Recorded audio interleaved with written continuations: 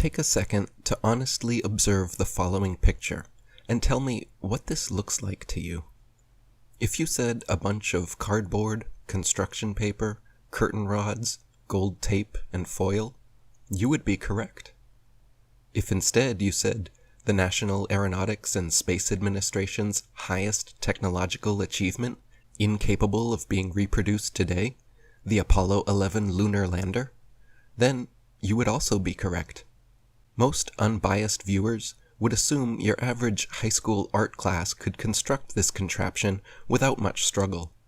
But official NASA spokesman and astronaut Don Pettit assures us that actually, this 1969 technology is so advanced that even with their multi-billion-dollar yearly budget, they cannot for the life of them recreate it now. "I go back to the moon in a nanosecond," Don informs us. "But NASA destroyed that technology, and it's a painful process to build it back again." Firstly, why on earth would NASA destroy the original Apollo lunar landers? The historic first crafts that landed men on the moon? The supposed most incredible achievements of mankind?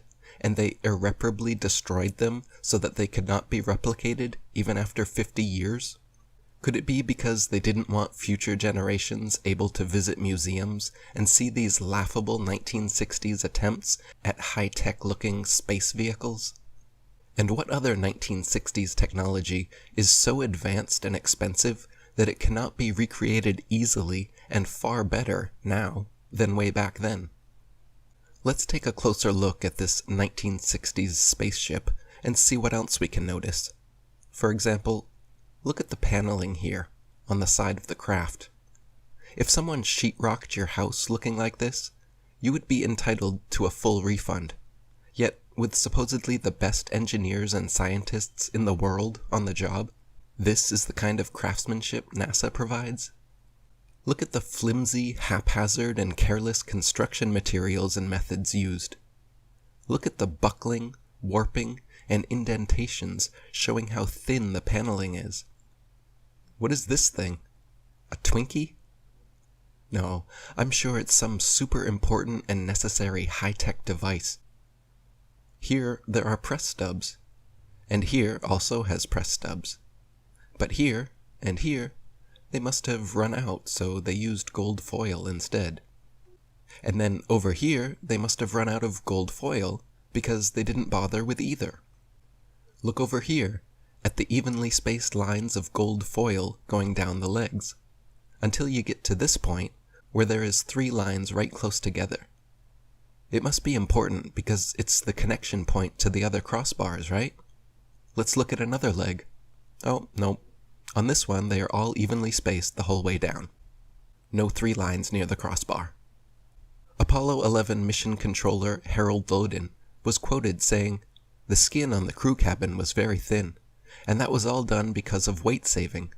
If you really took your finger and poked hard at it, you could poke right through the outer skin of the spacecraft. It was about the thickness of 2 layers of aluminum foil." Project manager Thomas Kelly concurred, noting that the skin, the aluminum alloy skin of the crew compartment, was about 12 1/1000ths of an inch thick, equivalent to about 3 layers of Reynolds wrap that you would use in the kitchen. Apollo astronaut Jim Lovell said, "Whenever I saw a model of the lunar module, it had these rigid sides and looked really strong. Turns out that external portions of the lunar module are actually made up of mylar and cellophane, and it's put together with Scotch tape and staples. We had to have pads on the floor, because if you dropped a screwdriver, it would go through the floor." Apollo astronaut Gus Grissom even famously hung a lemon on the lunar lander just weeks before the mission started. The dictionary describes lemon being a word used to describe things, especially automobiles, regarded as unsatisfactory, disappointing, or feeble. The lunar lander was never even once tested on Earth, landing here from any altitude before supposedly going and successfully landing on the moon. There, this pathetic cardboard and tinfoil construction allegedly fell from lunar orbit at 4,000 miles per hour, then used retro thrusters to slow it down and safely landed without a hitch on the lunar surface. When the astronauts did practice in other training vehicles, 3 out of 5 of them crashed, and you can see here how difficult they were to control, even in broad daylight, on Earth, in optimal conditions. The idea that the actual lunar lander was never once tested on Earth, but then made a perfect landing on the moon, is one small step for lying Freemasons, and one giant leap for brainwashed mankind. This is a 7,500-pound thruster.